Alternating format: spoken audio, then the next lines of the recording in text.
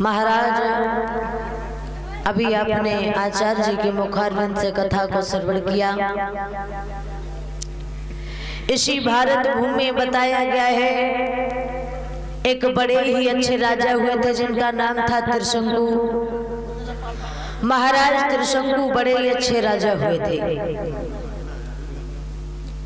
महाराज त्रिशंकु की जो पत्नी थी जिसका नाम था सेव्या,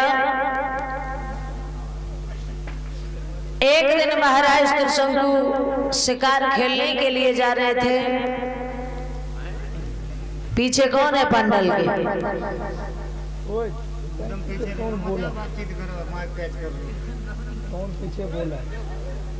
महाराज त्रिशंकु की पत्नी थी सेव्या।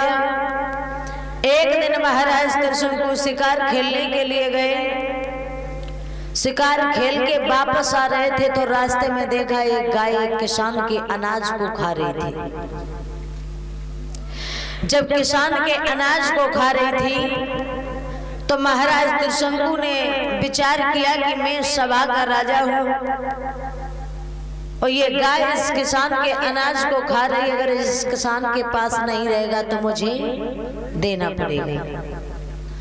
महाराज त्रिशंकु ने आवाज लगा दी है कि हे भैया, ये गाय तेरे अनाज को खा रही है। आज वो किसान सो रहा था, जाग के आया, उसने उस गाय के पैर में डंडे को मार दिया। जब डंडे को मार दिया तो उस गाय का पैर टूट गया। उस गाय ने श्राप दिया कि हे राजा त्रिशंकु, मैं तुम्हें श्राप देती हूँ कि तुम जैसे ही अपने महलों में जाना वैसे ही मनुष्य से गधा बन जाना। आज महाराज त्रिशंकु ने जब ये आवाज सुनी है तो महाराज त्रिशंकु हाथ जोड़ के खड़े हुए बोले, माँ मुझे माफ कर दो। गाय ने जवाब दिया, सुनो राजा त्रिशंकु, मुख से निकली हुई आवाज और बंदूक से निकली हुई गोली कभी वापस नहीं होती।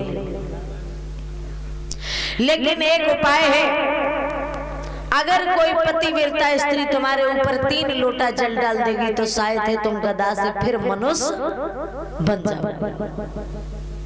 महाराज त्रिशंकु वापस लौट आए, महलों में नहीं जा रहे। आज सेव्या ने देखा, कहने लगी महाराज क्या हुआ?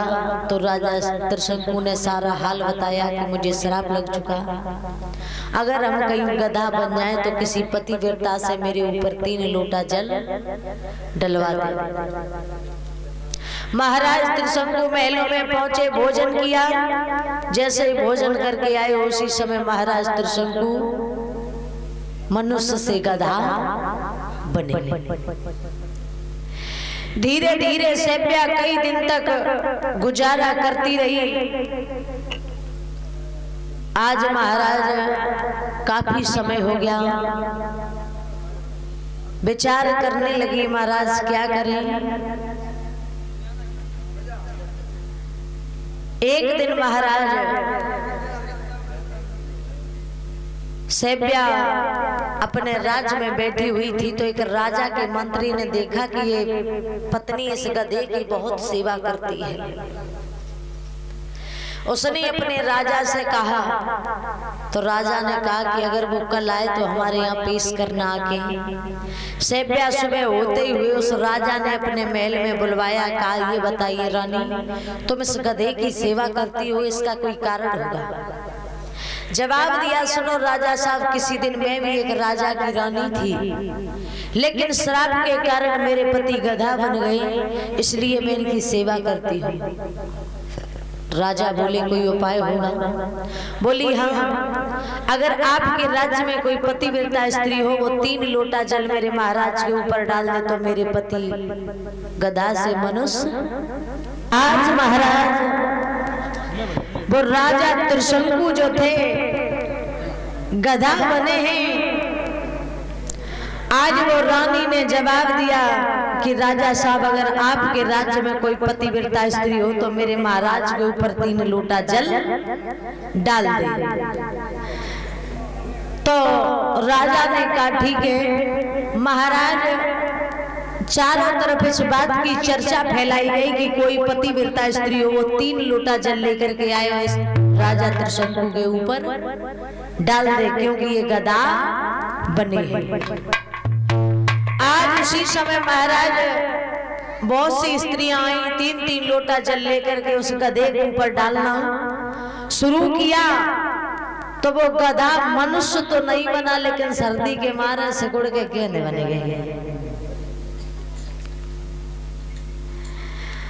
रानी ने कहा बस ठीक है महाराज, अब वो मनुष्य न बने, जो है प्राण तुम बेऊ निकाल ले रही है वेतन ही राखो।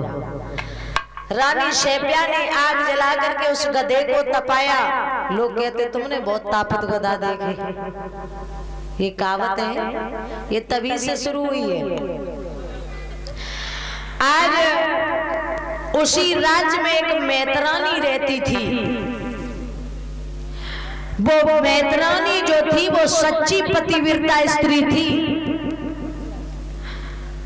उस मैतरानी ने अपने राजा साहब से आज्ञा ली, बोली महाराज अगर आपकी आज्ञा हो जाए तो मैं 3 लोटा जल लेकर के उस गधे के ऊपर डाल सकती हूँ।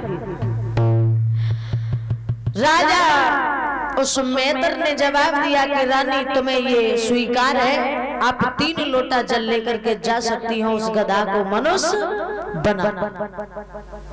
आज वो मैतरानी आई है 3 लोटा जल लेकर के, तो महाराज उस गधे के ऊपर डाला तो राजा त्रिशंकु गधा से मनुष्य बन गए। बोलिए वृंदावन बिहारी लाल की।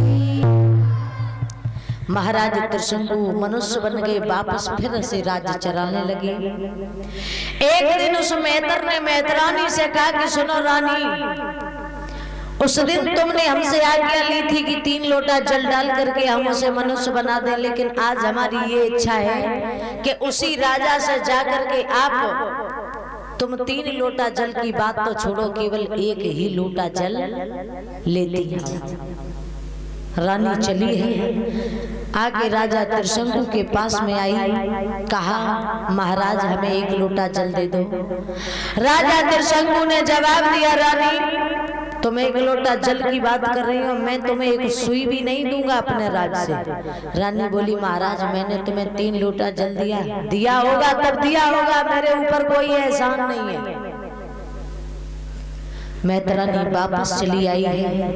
मैतर साहब से कहा तो आज उसी मैतर ने जवाब दिया था कि जाओ राजा त्रिशंकु, मैं तुम्हें श्राप देता हूं, इस जन्म की तो छोड़ो, अगले जन्म में मैं तुमसे इतने घड़े भरवाऊंगा, इतने घड़े भरवाऊंगा, 7 द्वीप 9 खंड पृथ्वी आकाश एक कर दूंगा।